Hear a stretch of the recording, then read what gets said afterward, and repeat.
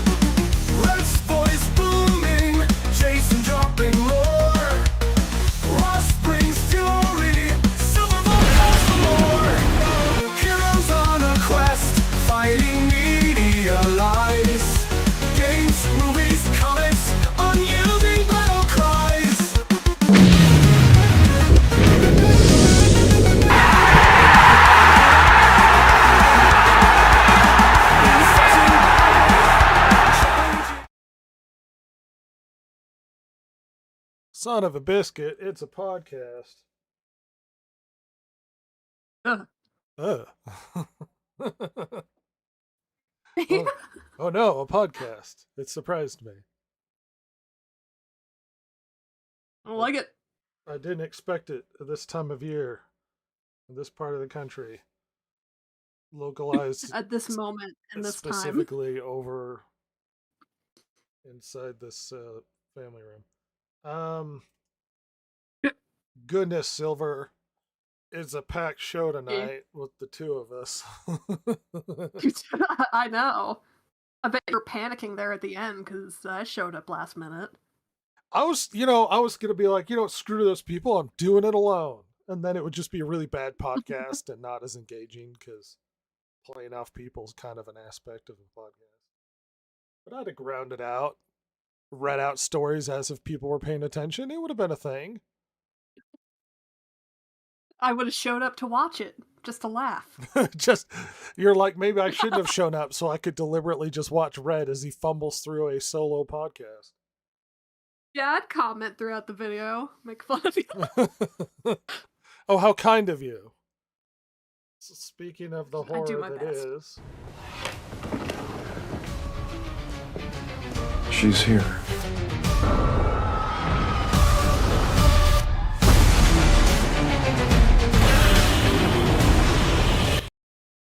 Is Silver. Silver, I love that video. you've gone back to... You like that? Yeah. I put effort into that. I love it. You've gone back to school. Oh yeah, it's been... Did you get school clothes, and were the kids nice to you at lunch and recess? They took my lunch money. I got detention. What did you do? What else Just existed? you exist. I existed, and they sent me to detention. I hate college. I hate it. Say it now. Oh, what's so wrong with college? You know. I do know. Things. I also have a degree. Oh, it's great. It's even better that it's now the College of Science and Arts. You know, two different sides of the spectrum. They Yeah, combined in- one legitimate and one not. Yeah. We all joke, it's like, oh, one side says there are only two genders, and the other side says there's no limit. Yeah, we... You know what I love is that you're merged with my college. Silver, who is not present with us at the moment. Oh, I love the internet. School days. I don't know. It's the cliche of getting school clothes. I don't remember really that much getting brand new school clothes for school when I was a kid. Audio. Oh, look, it's Silver again. You missed my gender joke. I was just making fun of the fact that you're now merged with my college. Now you're delegitimized in it. You're down here with the dirty kids. I was just joking. It's like, yeah, we're two different sides of the spectrum saying, one side will say, oh, two genders. Other side will say, there's no limit. It's like, yeah, we share the same funding. Oh, I was talking about school clothes. Did you ever get school clothes, like new clothes for school as if it's going to change it? I never really did. I did, but I remember like my mom making a big deal of it, like, oh, we're gonna go get new school clothes. It always seemed like we were gonna get like an amazing new wardrobe or something. It was like 2 shirts. I never got the school clothes that it's like, so every new year over the summer you have to show up like you just completely like, I'm a different person and I've got a whole new fashion. Uh-huh. I mean, I guess it makes sense for like elementary school because grow fast. But once you hit like high school, it doesn't matter. I've been wearing the same shirts forever. It's high school? Do I still have shirts from high school? I might. I'm just saying, it's like you start to get a few shirts you like, and you just kind of keep wearing them. And then they wear out, you just get another one.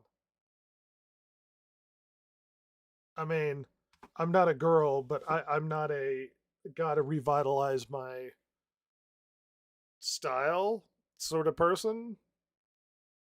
Rhett starts wearing a bucket hat. I saw some shirts the other day that were like collared shirts and they had like Japanese designs on them. And then I was thinking, oh, is that a cultural appropriation?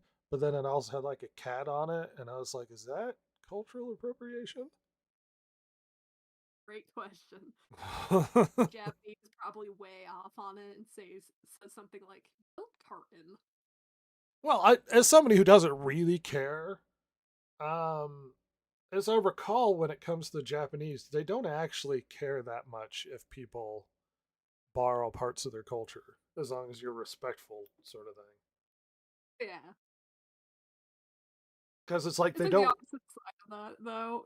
Have you seen those things of like, shirts in Japan with English on them, and it just makes no sense. English. Yeah, some hilarious word. I'm super fine with them stealing my culture. It's hilarious when they do. Oh, I'm totally fine with it. I love it. I love those shirts. I want one. English shirts. English. Goodness. I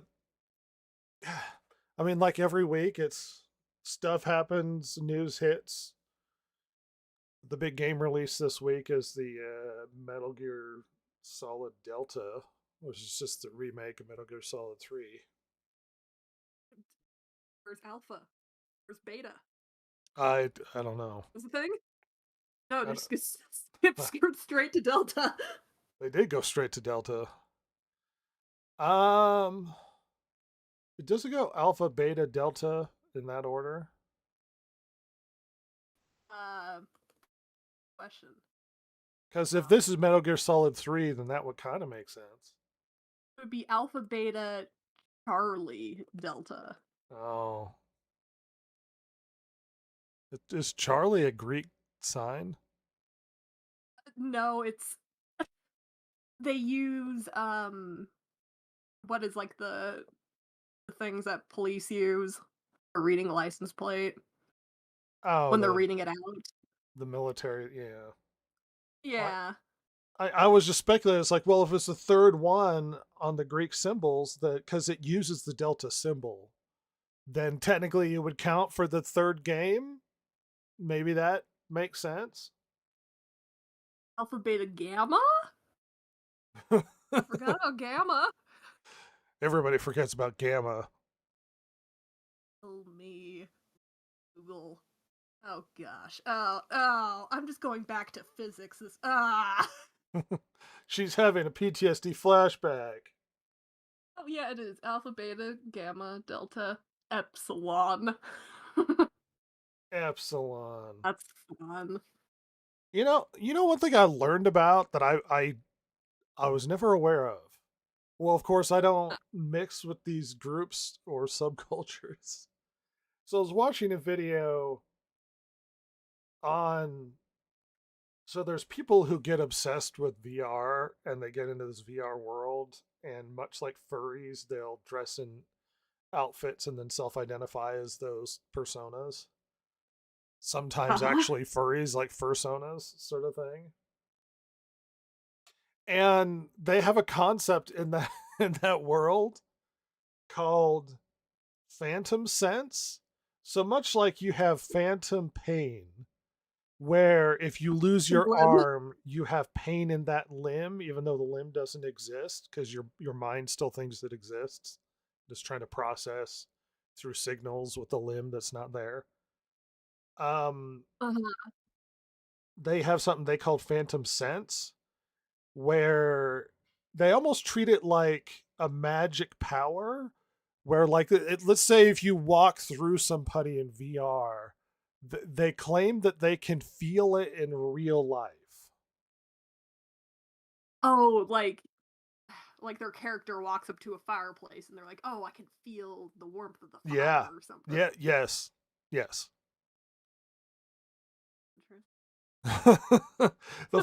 One guy trolling somebody. I mean, obviously there are serious psychological issues with these people. One guy was trolling somebody where he was throwing tomatoes at her, and she claimed that she was allergic to tomatoes in real life, was getting an allergic reaction through her phantom sense.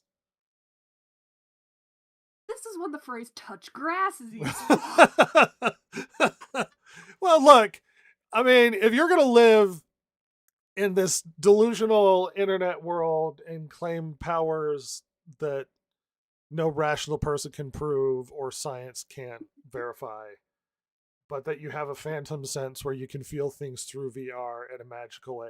I mean, everybody creates some sort of facade of self to make yourself feel cooler, more interesting, and better, sort of thing. But but you hear them talking, like some of them spend like days in VR. Like they sleep with the headset on and stuff, which is concerning for the existence of mankind, because one would hope that well, they could find value and connection with other people or other things in reality. Escapism has its purpose, but you're not supposed to get lost there. I'm just saying.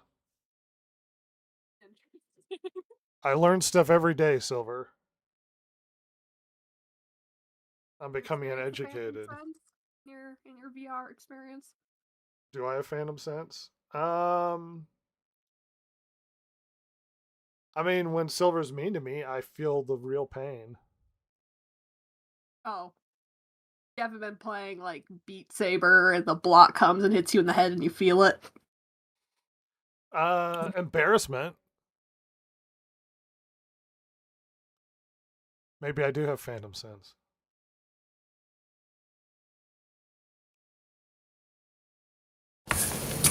Mike, there's something wrong with you. There it is. Silver's having problems. Well, it's a good time on the podcast. It's just me and Silver hanging out. The genders are equal. We've finally obtained egalitarianism. There's balance. There's balance in the force. There's good and evil, and we all know who the evil one is. Well, according to Yin Yang, you're correct. Balance is all things should be. What is this, the Thanos world of podcast?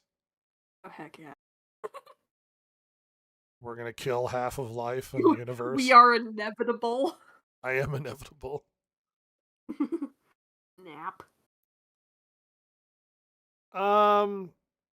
We're gonna go down a rabbit hole of information that Silver is gonna help me with because I'm gonna use her as a she's never heard of this before sounding board. I'm like reaction YouTuber. Yeah, we just need a face cam of you going whoa.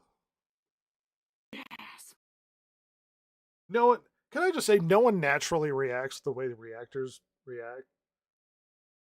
Like I if know. if you did a face cam of me watching a movie, like a movie that might get emotional reactions from me, you would still get a blank face. I can just picture you sitting there and occasionally just be like, "Yep."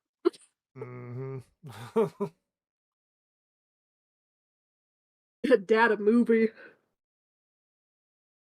Well, we have a game that everybody's been talking about. Now, believe it or not, people have been aware of this game since December of last year, I believe. So it's not like Say there's it anything. sounded familiar.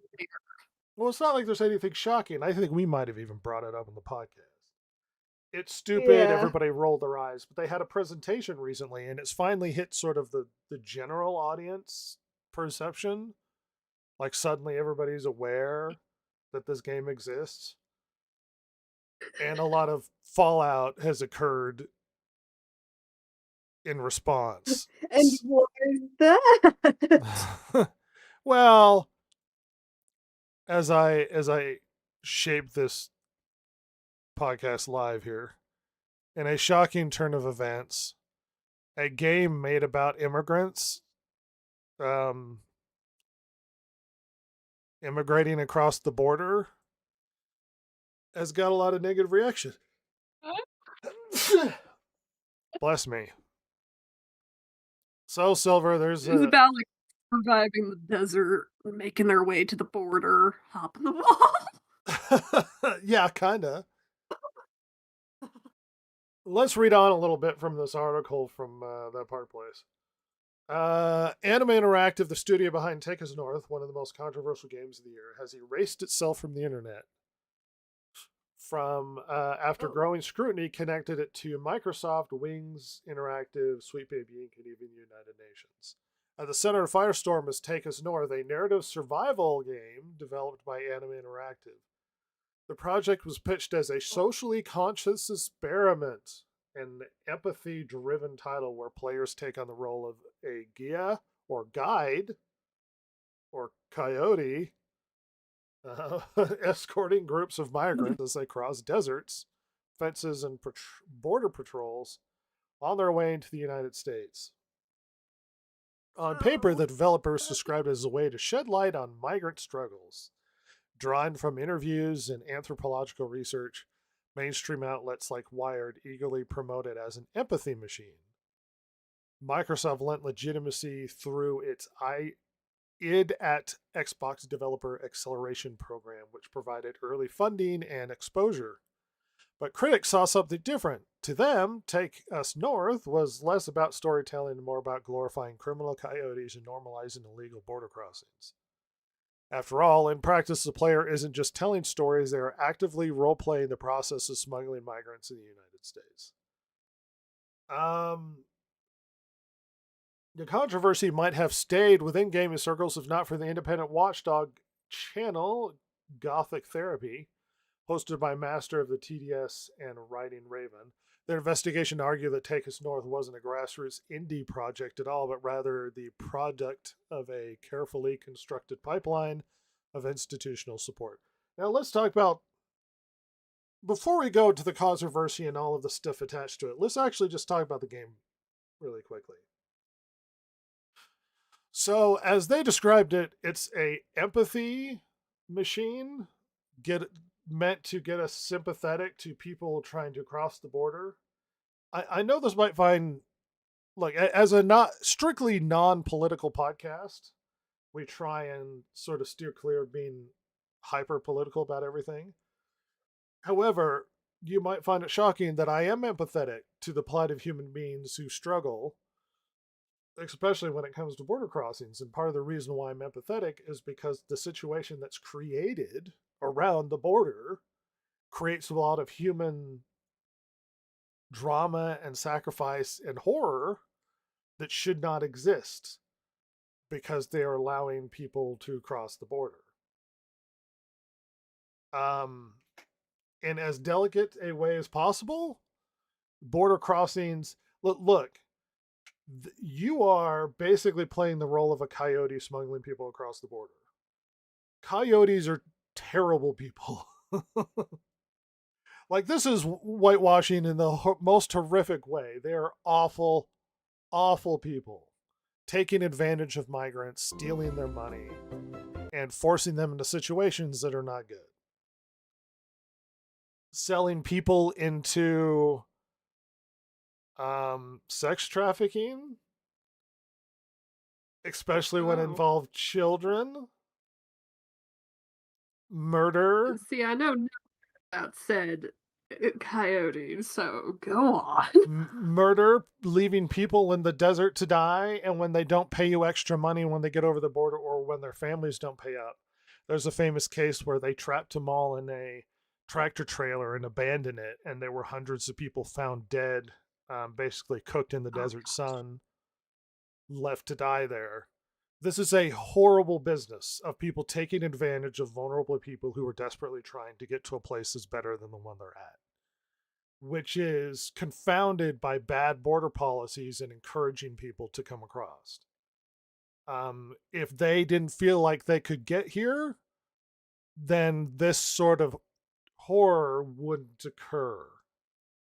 And I'm all sympathetic for the people going through the problems that they go through. I would try and get into this country. Yeah. It's better than practically everywhere else. That being said, allowing this to happen has created industries of drug trafficking and child trafficking and murder and rape and horrors unimaginable, which this game, being an empathy machine, is whitewashing across the board and ignoring all of the terror that has existed because of this industry. Pretending it doesn't happen, and all of this is just, oh, they're just, some poor, nice people who just want to get to a better life. That's not what's happening here.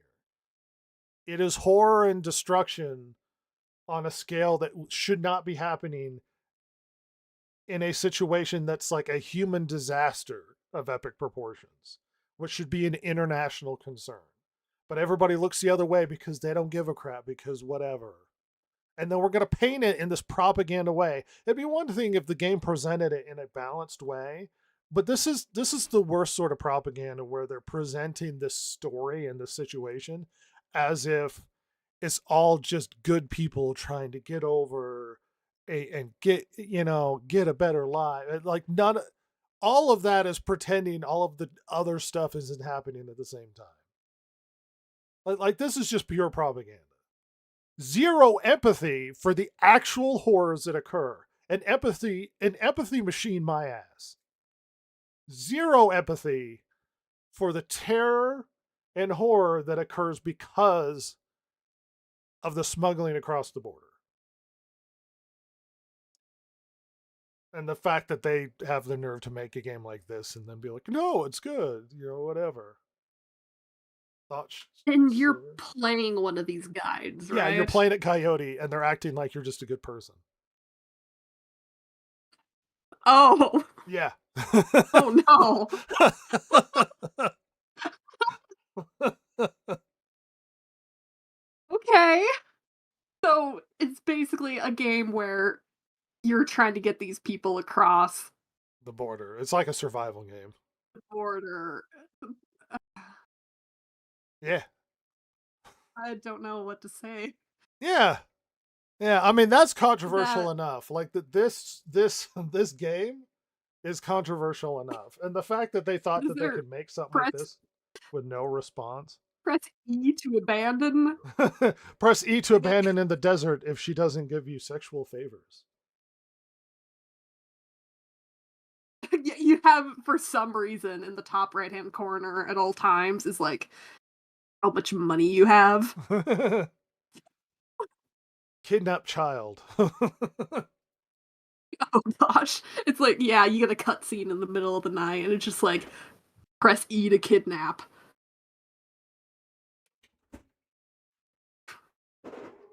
Oh gosh.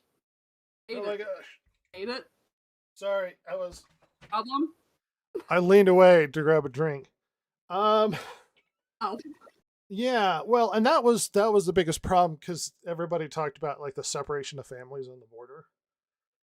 The reason which Yeah. was implemented under the Obama administration, the reason that was done is because when they would get groups of people and they'd be like, "Oh yeah, these are my kids," they couldn't actually guarantee those were their children because there was a lot of child trafficking and they didn't know if they were actually their children or not. You know what I mean? And then the whole cage thing. Yeah, and that was the reason why they were separating families because it's like we don't know if this is your kid Yeah. or if you're just smuggling them to abuse them later. Like we don't know. So this is a game um in a weird propaganda way painting a very controversial and contentious social issue and political issue in America and presenting it in such a way that it's just innocent and nothing wrong and it's like they're completely ignoring all of the human terror that occurs in the process and pretending like it's not happening and is grossly irresponsible and really inappropriate to make something like this. It would be like making a game about slavery and then presenting it like the black people enjoyed it and there was nothing wrong. You know what I mean? It's like just ew. That's grossly inappropriate. But I digress. So let's go back to the extra controversy, shall we, Silver? Oh yeah. So, in a shocking turn of events, an investigation into the game has turned up some interesting connections. Wings Interactive, the shadowy funding group, once again emerged in the picture. Wings co-founder Audrey Leprince publicly promote Take Us North, endorsing it and helping pipeline it into the indie festival circuit. While Wings may not have directly bankrolled the title, its blessed carried institutional weight. Sweet Baby Inc. Gothic Therapy reminded viewers of the connection between Wings and Sweet Baby Inc. Specifically through Kim Belair, a co-founder of SBI who served on Wings' board. While there's no evidence Sweet Baby Inc. directly worked on Take Us North, their influence within Wings ties them indirectly to the project. Clever Endeavor Games, another studio, Clever Endeavor reportedly invested in Take Us North while also financing Wings' 2025 Elevate program, which funnels money towards activist-driven projects. Microsoft gave Anime Interactive corporate legitimacy, pushing Take Us North into the mainstream. The United Nations, perhaps the most shocking revelation, Gothic Therapy reported that Take Us North was showcased at the United Nations under the codename The American Dream just 9 months ago. A game simulating illegal border crossings had not only corporate but also global institutional support. I believe they also found a connection with the World Economic Forum. Oh. So this is clearly propaganda funded by government agencies on the international level.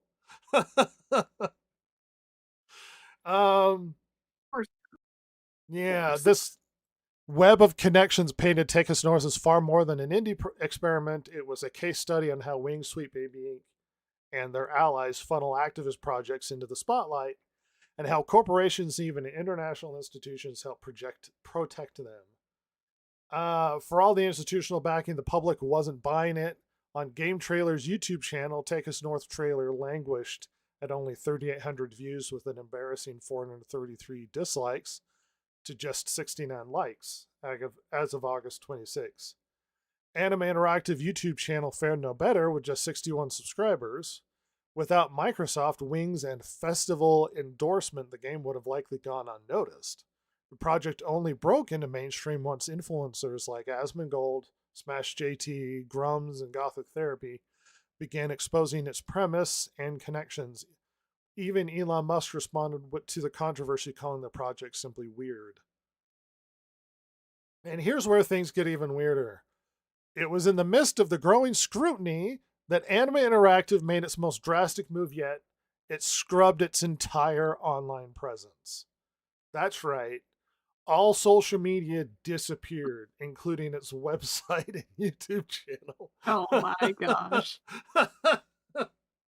As Smash JT documented, the studio's official X account was deleted. Founder Carl Keyes also erased her personal account. Company's Instagram went to private, and even the official Take Us North website, once used to promote the game and connect it to its Kickstarter campaign, was locked behind a private wall. In short, the studio vanished without a trace as soon as people started looking into its connections. Why does the disappearance matter? Instead of defending their project, explaining their artistic choices, or addressing critics head on, they chose to run and hide, which is an interesting response.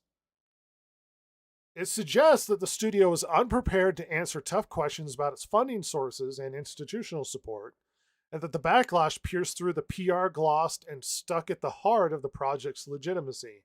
Anime may have feared that further exposure would unravel even more uncomfortable truths. It's speculation, but maybe.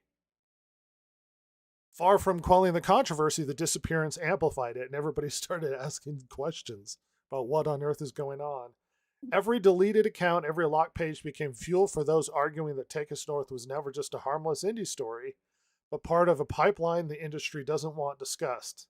Basically, propaganda filtered down to us by big money in politics on the international scale. Obviously, this did create a Streisand effect, of course. And the bottom line is that this is a horrible propaganda game being pushed to us by the UN, as well as the big controversial groups that we've been talking about forever, like Sweet Baby Inc. Oh, yeah. What do you think, Silver? Audio, please. Oh, there we go. It's working. Yay! Hey Baby Ink the parasite. That won't go away. Yeah. Yeah. It needs a pesticide or something.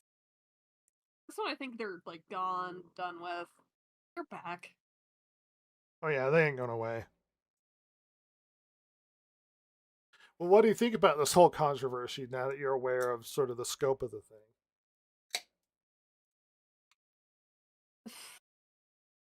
I forget. Did you say that? Because they shut down everything. They're not doing this game anymore, right? I don't know if they're doing the game, but they shut down all their social media and everything, even the website's down. Okay. Hopefully they keep that game away, because what the heck? Well, like the article said, it brings up some problems. Because it's like, if this was a game you were passionate about to expose the plight of the migrant, then wouldn't you respond to critics or defend your position instead of run and hide, which makes people think maybe there is more going on here than meets the eye? A more sinister approach, yeah. Well, like connections to stuff, or that maybe that there's a funding pipeline to infect gaming with a lot of this propaganda and political nonsense. And that the reason why they ran and hid everything is because they don't want a lot more exposed, perhaps, than what is going on. I mean, the fact, if you made something you're proud of and you were trying to expose something that you think is important that everybody gets exposed to, why erase everything and run? Especially when people started uncovering all of the funding controversy and the connections to other controversial organizations. Don't you want to make money? It's like they want to play it. Well, it's really weird. It's like, is there perhaps more going on here than we know about? Yeah. Are we going to find It's out that gotta there are a be. bunch of games being funded by the UN to affect American political culture through gaming?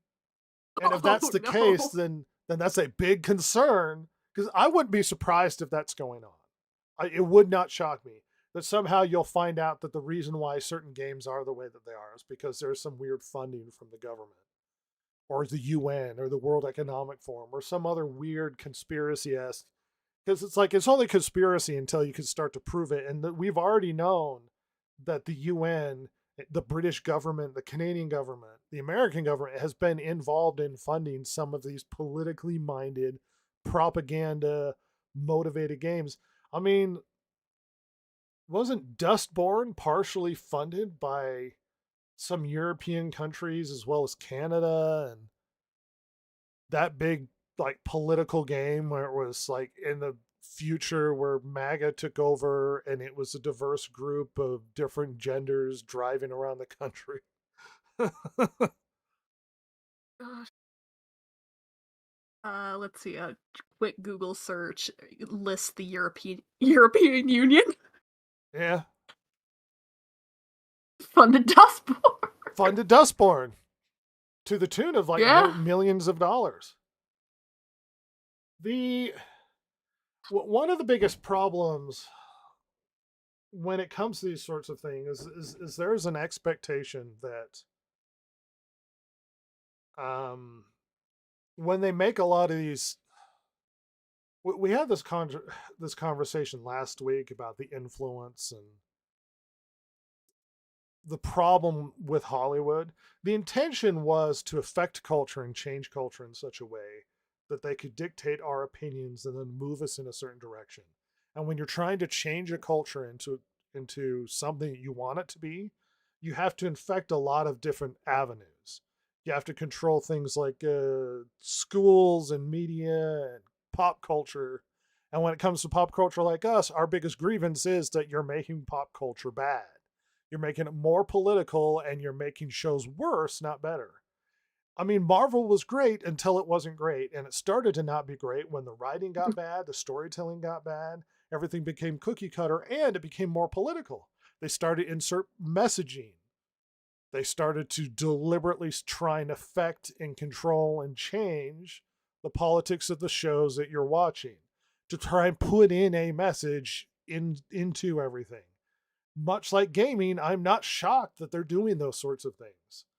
And I think they're angry that it's not been successful. I think they expected us to just eat it.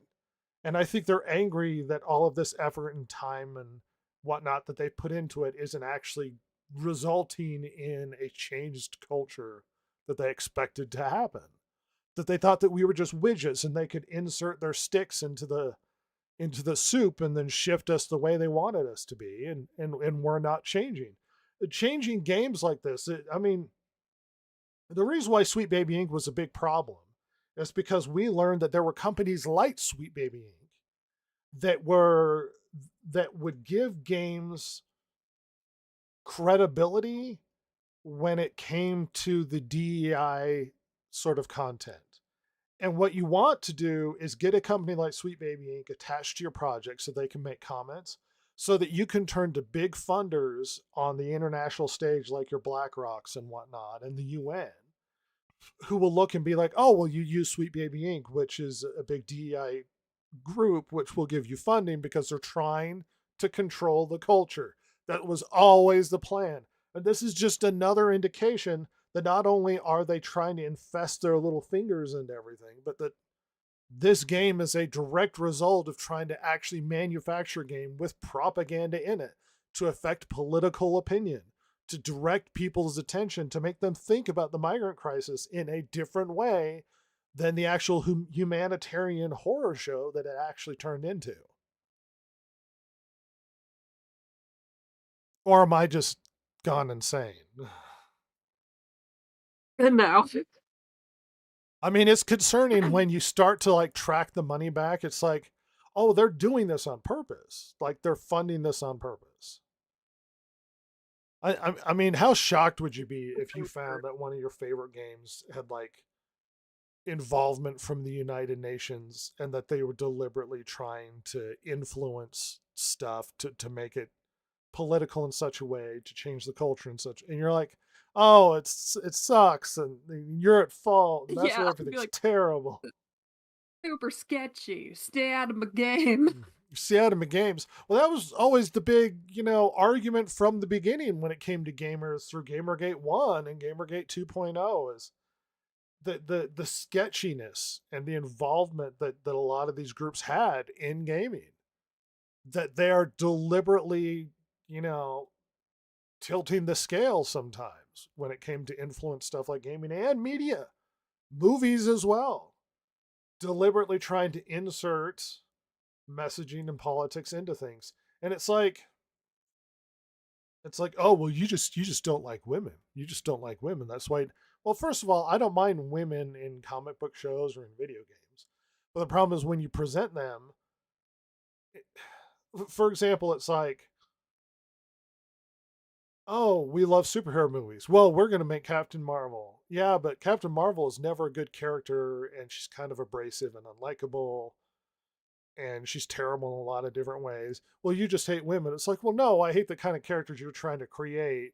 And also, now you're trying to push women into everything, into a space normally dominated by men. And you're like, well, women could be action stars too. It's like, yeah, but women don't watch action movies like men watch action movies. And so you have this big cascading problem of, we're going to push ourselves into these spaces. We're going to represent whatever political agenda we want to. And then it scares away the people that normally consume these products. And then they stop watching it. And then suddenly superheroes suck now. And they've got agenda all through them. And then we're sitting there going, you didn't spread your message. You just made people leave the product and made the product worse.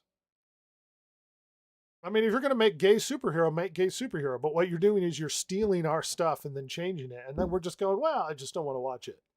I mean, there's a bunch of controversy. There was a bunch of controversy around The Last of Us and how much people hated the second game. Bella Ramsey came out recently and said, well, if you don't like The Last of Us, you don't have to watch it.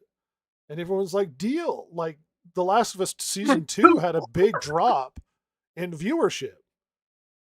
We are not going to watch it. It's always a bad sign when you're like, well, if you don't like it, don't watch it. And it's like, that's what we're doing. We're stopping. We're not going to watch it anymore.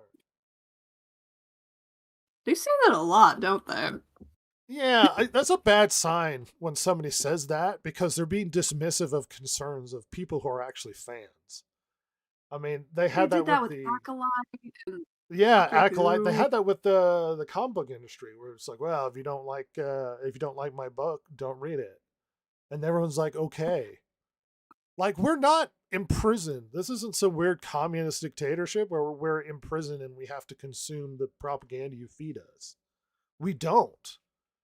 And I think you're lamenting the fact that you can't force your messaging on everybody. And this is another result of this sort of stupidity, creating a game like this. It's also stupid, Silver. Don't you love games now? I do love games. I'm gonna go on the Love the Discord. games.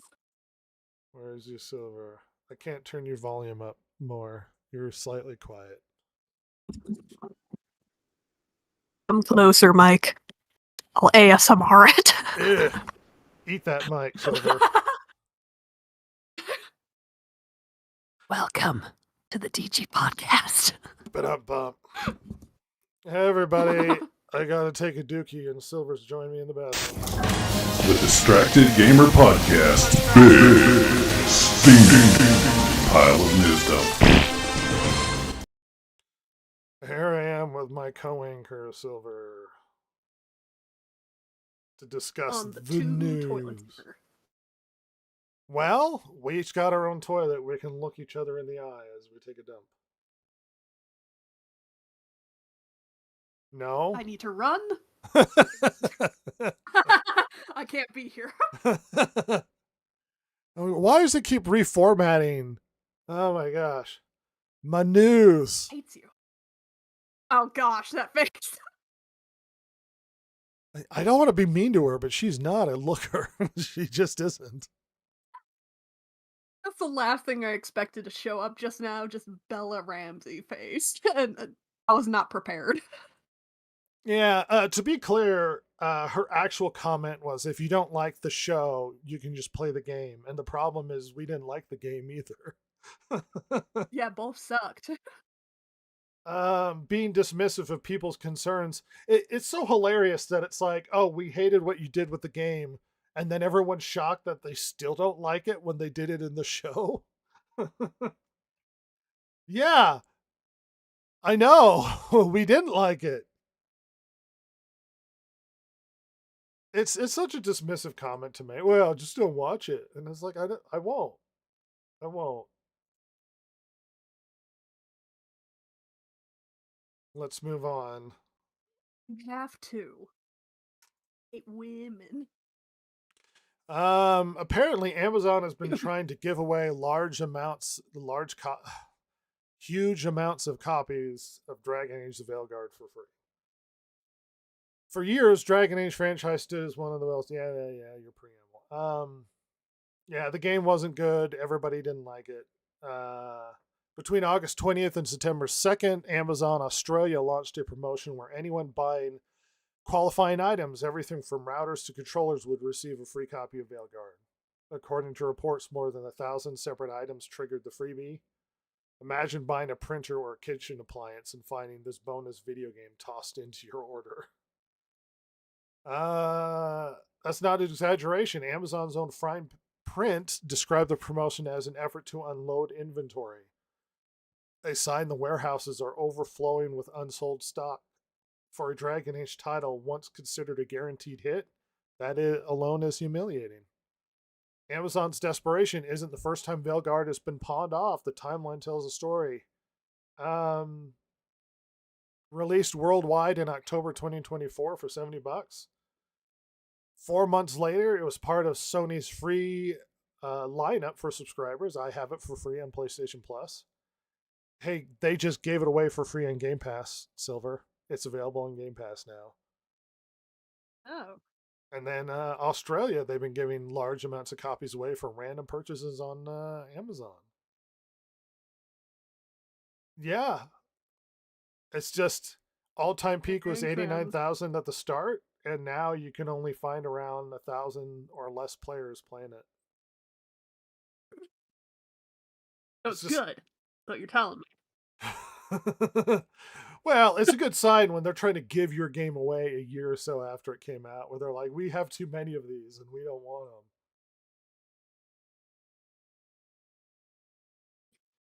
them. And you know what's funny? The senior quest designer for Bethesda, the one that worked on Veilguard, the main writer for Veilguard, is now going to be the quest designer for Bethesda, making everybody concerned about Elder Scrolls 6. Are you excited for Elder Scrolls 6? It's gonna go well. That's the same writer for Veilguard. Can't wait. Is that a good sign? Oh heck yeah! Everybody always wasn't it. What's that? I was gonna say, wasn't it Veilguard, or it could have been some other game where they made a point to have a cutscene where someone like misgenders someone, says, "Oh, I'm sorry, let me make it up to you." It was Veilguard. And start doing push-ups. Well, that one chick went and she revealed to her family that she was non-binary in a whole scene. I was like, when was this a fantasy show about casting spells and killing monsters? Like, what happened? And now it's like, I must repent. Come out about your gender identity. Gender identity is a thing of the modern era. It is not a thing of past eras. No, not a medieval fantasy world. No, they've got more concerns, like not dying, rather than like war. Yeah, war.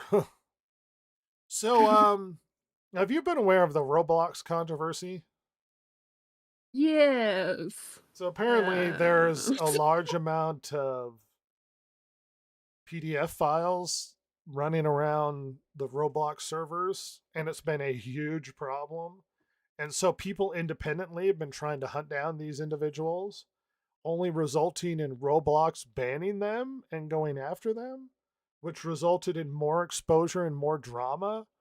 That Roblox is like an infestation of just inappropriate activity. Oh my gosh. Wait, so they're going after the people that are trying to hunt down the people? Yes, they did. Yeah. Oh my gosh. Yeah, they got upset that they were running amok trying to hunt down people on their servers. But apparently Roblox wait has for finally Roblox to responded to down. this by making an adult-only game section amid child safety concerns. I don't know if this is going to fix the problem. I don't think so. But there were predator Let's hunter drop them YouTube into the child channels area. trying to hunt people down on Roblox. Oh my God. You're not safe anywhere, Silver. The internet is full of Oh. like PDF files and horror shows, and stay away. The internet's not a good place. Hey Silver, you know what? You know what I think you've been asking for? Oh yeah? An Amazon series about the Wizard of Oz from Gwen I nearly Stefani threw and my Blake laptop. Shelton. Yes. This is what I wanted. This. Because if you And like retro Wizard of classic Oz, works. get ready to have it ruined by Gwen Stefani and Blake Shelton. Oh my gosh. That's right. They're making a contemporary Wizard of Oz series called Dorothy. Don't say contemporary. Yeah, that's a bad Dorothy. sign. Non-writing executive producers on the show: Gwen Stefani, Blake Shelton, Lee Metzger, and Little Engine's Grant Sharbo, as well as Patrick Morin. I've been in love with the Wizard of Oz since I was a little kid. Great. Then don't make a modern version of it. So you're ruining it. We're thrilled to embark on the journey with Amazon and believe Dorothy will enchant a whole new generation of viewers. We're really excited about the possibilities of the show, a modern take on a classic. Oh, it's going to be bad. Like, it's going to be bad. You put modern take on the front of anything, it is going to be bad. Yeah, I don't trust anything. When was the last modern take of anything that was any good? Does anybody know? Can't even. Oh. So, Silver, guess what happened? It looks like they realized that the drama with Cracker Barrel was really bad, and they completely backtracked their decision making. Hello, Cracker Barrel. How are you doing? Oh my gosh, stop with the pop-ups. Anyway, Like a week. yeah, it wasn't that long, but the response was really dramatic, and it was so dramatic of a backlash that they've removed the DI and Pride pages from its website, as well as reversed the logo. And there were word from behind the scenes that apparently she was being told, the CEO was being told by investors that this was a bad move. It's like she doesn't understand Cracker Barrel. Restaurant. I don't know why that's so shocking. Hey, everybody, Southern home country cooking. We need extensive DI and LGBTQ stuff, as well as rebrand it to go away from the country home cooking stuff in Cracker Barrel. Some heavily Southern guy just like in the management department's like, it's not gay enough. You know what I want when I'm eating cornbread? Gay. I want gayer cornbread. Gay. Change the logo now. Change it. So there's been a belief for a long time, which is probably true, that on Twitter, on YouTube, as well as Twitch, that there's a huge amount of fake accounts, fake viewers, fake subscribers, fake everything, to bump up numbers to make stuff seem bigger than it's supposed to be. And the problem with that is when it comes to advertising, advertisers pay more for the amount of viewers that things get, much like this podcast and the zero amount of viewers we get. We don't get any money. But the bigger viewers we would get, the more theoretical money that we would get from advertising, because we're advertising on shows that we create, and that would generate more money. When you have a huge amount of fake viewers, especially bots on the internet, it bumps up the numbers. But that's also a huge problem when it comes to advertising, because then it's like, are they paying for fake viewership? Apparently, there's a huge concern that a huge amount of Twitch is fake viewership. And apparently, some of the advertisers were demanding that they purge a lot of bots so that they're not overinflating numbers, so that the advertisers have to spend more.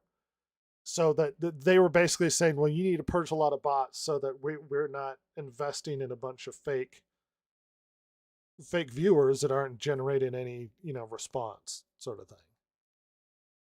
And lo and behold, Silver, after apparently a ViewBot update, Twitch has had a massive free fall in viewership. Oh. Something on the scale, it says hundreds of thousands. I want to say it was like 24% I saw somewhere. Yeah, You're doing that great. there's a huge amount of Twitch that's just fake viewers. Just non-existent fake viewership propping up all of these channels. And purging the bots has resulted in a huge viewership dump on Twitch. That's a dangerous direction to go. Well,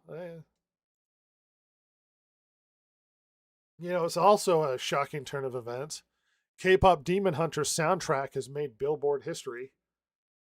For the first time in 67 years, they have 4 of the top 10 Billboard songs. Oh, wow. Yeah, that's how big K-pop Demon Hunters is. 4 of the top 10 are Demon Hunter songs. Right. This show is huge. Apparently, it's a Sony thing, but they didn't expect it to do well, so they don't get a huge amount of money from the show from Netflix. Oh. They only get a bit. Darn. I know. But yeah, let's see. Knowing that Golden Marks on Historical First is the only song by a K-pop girl group, whether fictional or real, to top the US Billboard Hot 100. The track's rise underscores the global influence of K-pop, as well as the fact that it's not a real band. Oh. Oh my gosh. Yeah. Not real and it's still topping charts. That's amazing. Yeah. Love it. I love it. So apparently, Overwatch banned somebody for calling someone a noob, which caused a bunch of controversy because they're like, why is that considered an inappropriate thing to say to somebody? Yes. Now a slur. Amidst all of the controversy around this new slur on the Overwatch standards, Overwatch has actually now reversed the controversial noob ban, allowing people to call each other noob constantly in the future. Good for you. Because that was going to go well. So much like the National Library, the Library of Congress, where they bring in books and media and stuff so that it's preserved forever in the Library of Congress. Japan has their own sort of Library of Congress. They call it their National Library. And they've been apparently rejecting a lot of Switch 2 games because they're not actually Oh. games. They're just key cards that allow you to download the game when you put it in. Huh. Which, according to this article, creates a preservation nightmare because the National Library is like, well, they're not actually games. There's no game on it. True. Were you Guess I aware of never this? thought. Yeah, well, you were aware of this problem. I thought we talked about it. Don't remember. Well, so But yeah, this is this happens with a lot of modern games, but especially for the Switch 2, when they release a game, you buy it physical. A lot of the time, the game's not actually on there. All it does is allow it's like a key check to make sure you own it. But in reality, what you're Yeah. doing is you're downloading and installing the game from the internet, which means there's no actual game on it. So if you wanted to play it without internet or electricity, you wouldn't have the capacity to do it because there's no game on the disc. So if you're going to turn in the disc to Japan's National Library, there's no point, the little cartridge, because there's no game on there. And according to Japan's National Library, they don't want it because there's no game on there. It's not an actual good game. point. Yeah. Because the point of Meanwhile, turning they it can take over like to the library is 360 for games. preservation. So as long as the Yeah. library has a copy, sort of thing. Yeah, so apparently they're now not eligible for preservation from the library. As exciting as Nintendo Switch 2 is, the third-party game situation is a bit dire. Outside of rare cases like Cyberpunk 2077, Sonic Racing Cross Worlds, and Rune Factory, pretty much every third-party game on the platform has been released as either a code, in a box, or one of Nintendo's new game key cards, which act as a key to download the game from the eShop. This is a gross future. I don't like it. As a fan of Yeah, I physical don't either. copies, I don't like that this is what we do now. I miss throwing a game into my 360 and be like, yeah, play it immediately. Because it's on the freaking disc. Well, weirdly enough, Nintendo is not keen on sharing development kits to people. So when devs are trying to work on games for the Switch 2, Nintendo's just been telling them to make Switch 1 games anyway because they work on the Switch 2. Ah. Well, Weird. well, it asked me the question, what's the problem with sharing Switch 2 dev kits? Is it a problem to get enough of them? And two, don't you want people to take advantage of your new console? Like, Hi, why do I Nintendo. need a Switch 2 if I could just get the game on my Switch 1 because it works on both of them? Oh no, we want you to buy the Switch 2. Well, you don't have my money yet, Nintendo.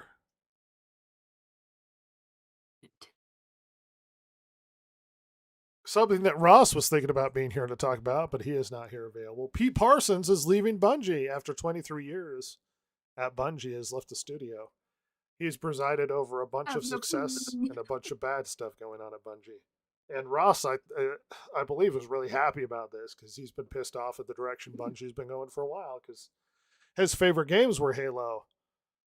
I don't know a huge amount of it, but apparently it also resulted in Sony's stock going up after he left Bungie, so I don't know what to tell you. He's gone. It's skyrocketed. Yay! Yeah, that's a good sign. Also, in a new turn of events, this is the lowest crowd levels at Disney World since 2021. I didn't think it could get lower. And I assume it was low in 2021 because of COVID. Yeah. And it's even lower. Yeah. They're doing good. They are doing good. I mean, I was about to say, if you're a huge fan of Disney, then this is good for you. Go now because the space is free. You can get on rides easier. It's more comfortable. But then it's like, yeah, but I'm not a real big fan of Disney, so I don't. Yeah. I'm not interested in Show up going for to Disney a World. giant turkey leg. Oh, you know, That's all I know about Disney. I've never been. shifting on in the news, kids. So here's a weird turn of events, Silver. Here, let me read. Baffling Disneyland visitors at It's a Small World attraction were greeted by a protest doll holding a sign reading "Remember Hiroshima." Huh? This happened over the weekend, sparking questions and speculation online. Videos began circulating on TikTok and Reddit Monday showing a woman carrying a female doll holding a sign reading "Remember Hiroshima" while walking around Disneyland. I wonder if somebody also wanted to hold a sign saying "Remember Nanking." You know, but no, we don't want to talk about the horrible things the Japanese did. Anyway, speculation mounted online as to the hundreds of thousands of views as to what happened. So weirdly enough, one of the heads of Ben and Jerry's is involved in the "Remember Hiroshima" sign. Oh no! You're dealing ice cream. Stop it. Well, the Ben and Jerry's people have been notoriously very political and very I politically know, active. but stop it. Ice cream. Yeah, well, I don't eat Ben and Jerry's because of them. That is so weird. Good time to damage everybody's memories of It's a Small World. A weird event happens over the weekend, or this last week, on August 23rd, in wrestling. Okay, Silver? Silver, who doesn't watch wrestling, but I do because it's fun and stupid.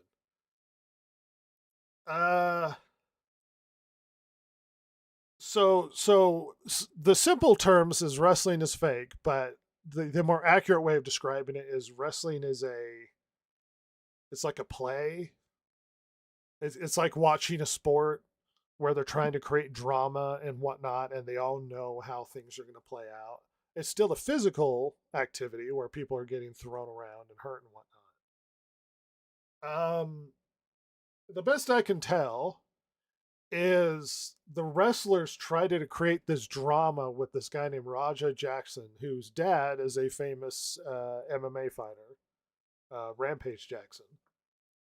And he was talking trash with him and whatnot. And I guess Raja Jackson took it seriously, jumped in the ring, and beat the hell out of that man. Oh. He didn't know that it was all a gimmick and they were creating drama. And it's a really violent video to the point where everybody's like, why isn't he arrested for assault? Like serious arrest for assault. Is he just stupid? Does he not get that it's a gimmick? Well, it's almost like trash talking, right? It's like if I'm like, Silver, I'm going to beat you when we play video games, or what, and you're like, I'm going to beat you. But instead, you take it super serious and you drive to my house and start hitting me with a bat. Yeah. That seems like what that kid took it as. I just got to win beforehand. Yeah, and it ended up with this horrible and extremely violent moment that was captured on video, which Raja Jackson's friend recorded it, and they proudly put it on the internet in a weird turn of event. Why would you expose? Like, did they think that this was going to be fine? Like no one was going to care. Yeah, I thought it was cool. I thought it was really cool. And I'm going to end the news dump with this news article. Dang it. Apparently, 4chan is going to refuse to pay daily online safety fines, according to the BBC. Apparently, according to new law, they are imposing safety fines on websites because of the Online Safety Act passed by the UK. and 4chan is basically saying no.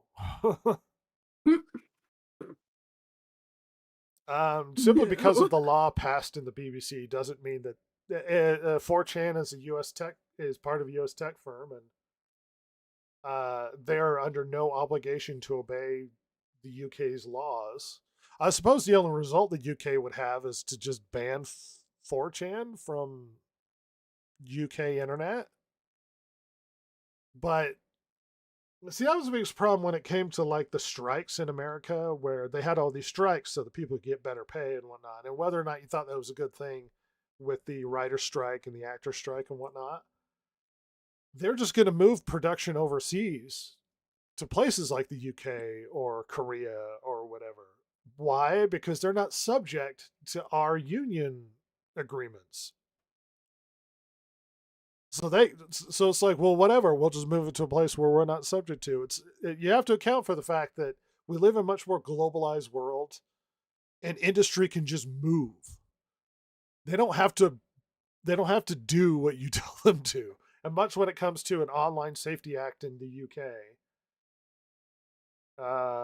4chan, notorious website 4chan, is simply not going to pay you because they don't care. Why would they listen to you? Yeah. Yeah, but you have to. And it's like, well, no, I'm not going to do that. Back in a spaceship. Everything came out all right. Yeah. Oh, boy. You know, without heavily opinionated Jason and Ross here, and you just have heavily It opinionated went me, fast. things went by fairly smoothly. We didn't get I'm bogged just down. sitting And here reacting. yeah, Silver's just giggling in the corner. So things went by super well. Me and you have been playing Elden Ring and slowly grinding through the game. How have you been feeling about that game?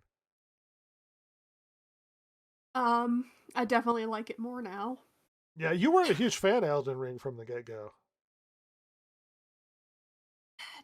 Yeah, I don't really know why, because it still feels very Dark Souls, which I love, but I don't know, something that was just different enough that I'm like, Was it the I open don't know. world or? It was the open world, yeah. I really like just in Dark Souls, the kind of, you had a set way to go. Sure, there were some places you could branch off to, but other than that, you kind of knew where to go. Well, yes and no, because I always like the secret pathways that like circle back on themselves, and Yeah, I really like that. Like, oh my gosh, this one ladder leads all the way back over here, and the elevator going back to Firelink Shrine in the first one. yeah, And it's like, oh my gosh, I'm all the way back here. Amazing. and it kind of felt like, oh, I did this area, then I can go on to this area. And then the bosses just, as they came, you knew, like, oh, this is the next one that I need to defeat, and then you could get better and then defeat them. Meanwhile, in Elden Ring, it's kind of more confusing with which one is more at your level. You kind of just have to go in there, die a million times, and go, oh, I'm not ready for this one yet. I suppose that's why they added that Site of Grace thing where it's like this little like gold arrow. It's like kind of go in that direction to progress the game. Oh, yeah. But, you know, yeah, I can see what you're saying. It's much bigger than most FromSoft games have been. It's just a big game. Yeah. But I still love the wacky story. The bosses are fun. The world itself is fun. Yeah. And we're running to a close now. We're getting close to the end here. Yeah. Yeah. But yeah. Shout out to Can I Solo Her ? Love ya. Love you, buddy. Yeah, and you've experienced a lot of the notorious stuff that people have talked about forever when it came to that game. Well, yeah, you know, there've been a lot of people whining and speculating for a while that FromSoft games need a sort of difficulty setting for those who can't, that it's too difficult for. How do you feel about that? I don't want a setting. They're meant to be hard. Keep Yeah. it hard. Well, that's sort of the point. In this, in an age where you're supposed to be super understanding to everybody and their different disabilities and predicaments and capabilities, but it's like the reason why Dark Souls stood out is as games are coming easier and homogenized, Dark Souls was like, oh, we're deliberately being difficult.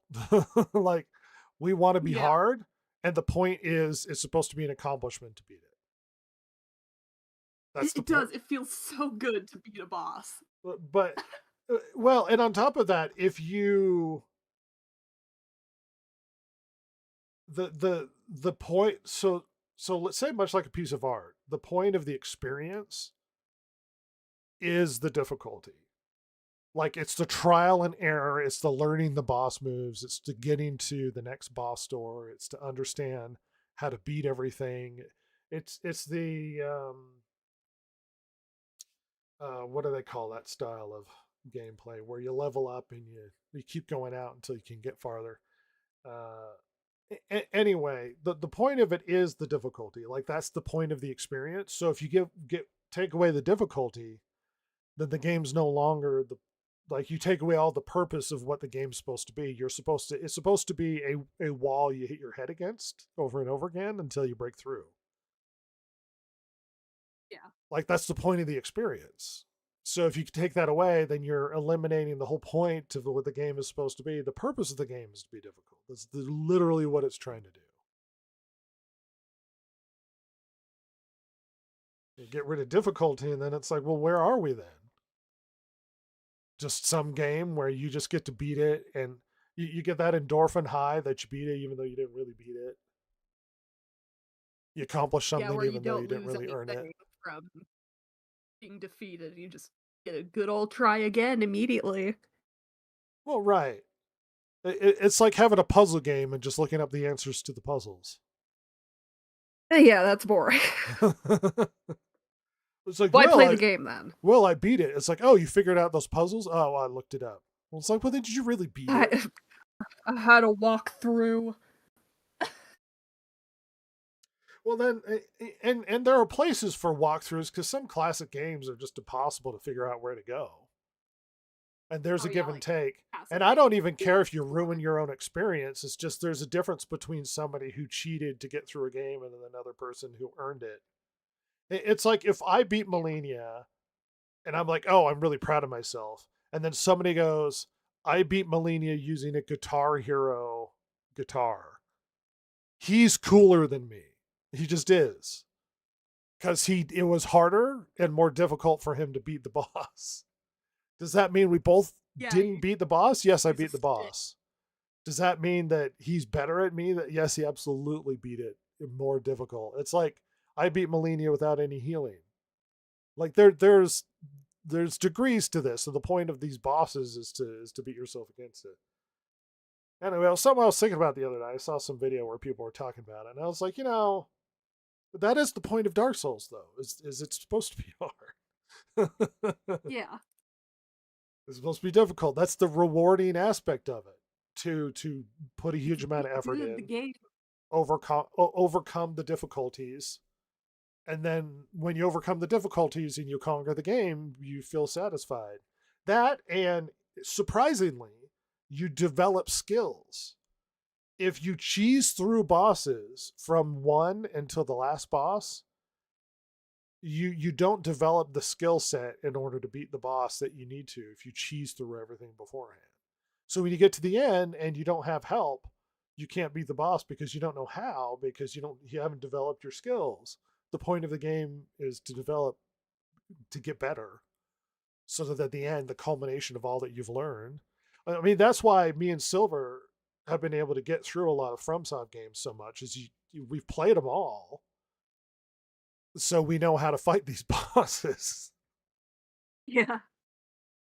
It's a familiar experience. Going down Need more. nostalgia route. I've been playing a lot of Sega Saturn. Yeah. Yeah, watching some anime. No Liza P. Lies of PP.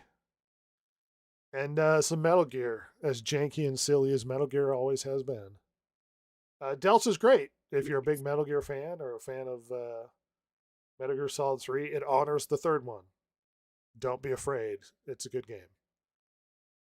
But we don't want to drag this on too long. Me and Silver want to go hang out and do other things. And because no one's here, we can, just my opinion is dominant, and Silver just agrees with everything I say. Yes. But we appreciate you joining us, everybody. It's been a fun podcast. We're going to get out of here.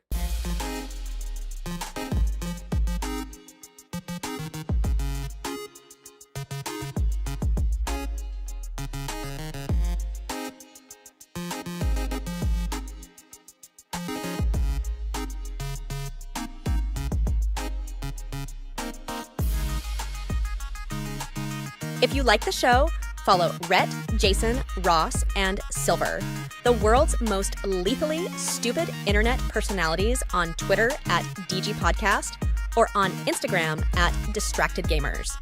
If you liked or hated what you heard here today, you can email them at thedistractedgamers@gmail.com and share your feelings. Not that Jason would care, since he hasn't any, of course. Oh my God, it's so juicy.